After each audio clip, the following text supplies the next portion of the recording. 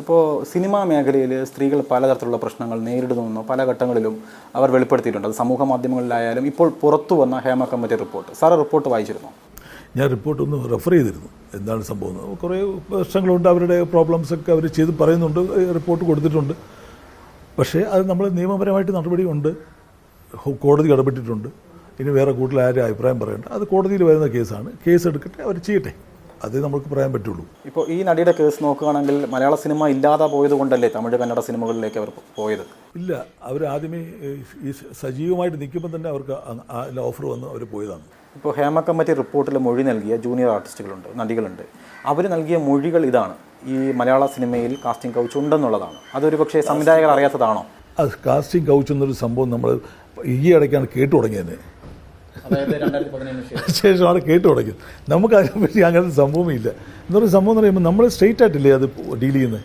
നമ്മളെ സംബന്ധിച്ചോളം നമ്മളൊരു ആർട്ടിസ്റ്റ് ഒരു കഥ വന്നു കഴിഞ്ഞാൽ അത് എല്ലാവരും കൂടെ ഇരുന്ന് ചിന്തിച്ച് പ്രൊഡ്യൂസർ, റൈറ്റർ, ഞാൻ, പിന്നെ എൻ്റെ അസോസിയേറ്റ്സ് അവരെല്ലാം കൂടെ ഒരു കാസ്റ്റ് ചെയ്യും. ഇങ്ങനെ ഈ സാധനം ചെയ്താൽ അതിന് ഓപ്ഷൻ വയ്ക്കും. എന്നിട്ട് എല്ലാവരും വിളിക്കും. ആ ഡേറ്റ് ഉള്ളവരെ നമ്മൾ ഇൻക്ലൂഡ് ചെയ്യിപ്പിക്കും. അങ്ങനെയാണ് നമ്മൾ ചെയ്യുന്നത്. എല്ലാവരും ഓപ്ഷൻ ഇടും. ഒരു ആർട്ടിസ്റ്റ് വയ്ക്കും.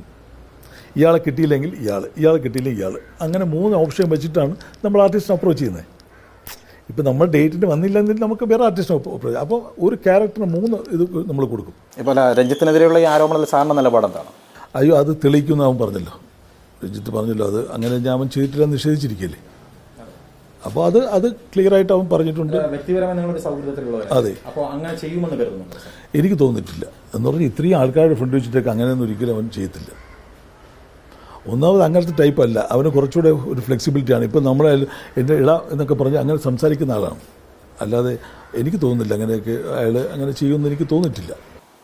ഇപ്പോൾ നമ്മൾ ഹേമ കമ്മിറ്റി റിപ്പോർട്ട് നോക്കുകയാണെങ്കിൽ ഈ റിപ്പോർട്ടിൽ ഇനി സർക്കാർ പറയുന്നത് പരാതിയുമായി വരണം. സർക്കാരിൻ്റെ ഭാഗത്ത് നിന്ന് ഇത്തരത്തിൽ പറയുന്നത് പരാതി പറയണം, ഇനി മൊഴി കൊടുക്കണം. ഇത് ഇനി ഒരു മൊഴി കൊടുക്കേണ്ട ആവശ്യമുണ്ടോ? കാരണം അവർ അത്രമാത്രം ദുരനുഭവം നേരിട്ടിട്ട് ഇനി അവരെ വേദനിപ്പിക്കുന്നതിന് തുല്യമല്ലേ അത്? സാർ, ഒരാൾ ഇപ്പം ഞാൻ വന്ന് നിങ്ങൾക്കെതിരായിട്ട് ആരോപണം ചെയ്ത് നിങ്ങളെയാണ് തെളിയിക്കേണ്ടത്, ഇതല്ലാന്ന് അല്ലേ? ഇവരല്ല. അപ്പോൾ തെളിയിക്കേണ്ട സമയത്ത് അത് കോടതിയിലേക്ക് പോകണ്ടേ? കോടതി പോയാൽ കോടതിയിൽ ചോദ്യങ്ങൾ വരും.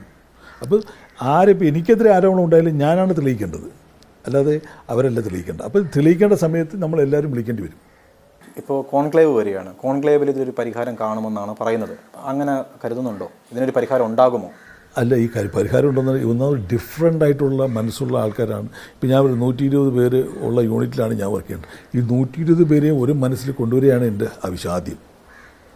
അതേപോലെയാണ് ഈ സിനിമയിൽ 10, 100, 120 പടങ്ങൾ ഇറങ്ങുന്നുണ്ട്. ഇവരുടെയൊക്കെ ഡിഫറെൻ്റ് ആയിട്ടുള്ള മൈൻഡ് സെറ്റ്സാണ്. അവരെല്ലാം ഒന്നിച്ച് കൊണ്ടുവന്നിട്ട് ഇതൊരു നിയമം കൊണ്ടുവന്നിട്ട് ഇങ്ങനെയാണ്, ഇതാണ് കർക്കശമാണ് സംഭവം എന്ന് പറഞ്ഞിട്ട് കൊണ്ടുവന്നിട്ട് ഇതൊരു നിയമനിർമ്മാണം കൊണ്ടുവന്നിട്ടില്ല സിനിമയിൽ. ആ ഡിസിപ്ലിനറി ആക്ഷൻ ഉണ്ടാവണം. മസ്റ്റായിട്ടൊരു ഡിസിപ്ലിൻ വന്നു കഴിഞ്ഞാൽ കറക്റ്റ്. പണ്ടൊക്കെ കറക്റ്റാണെന്ന് പറഞ്ഞാൽ 4 മണിക്ക് ഷൂട്ടിംഗ് എന്ന് പറഞ്ഞാൽ 4 മണിക്ക് ആർട്ട് സ്റ്റഡിയാണ് വിത്ത് മേക്കപ്പ്. ഇന്നതില്ലല്ലോ, ഡിസിപ്ലിനൊക്കെ പോയി.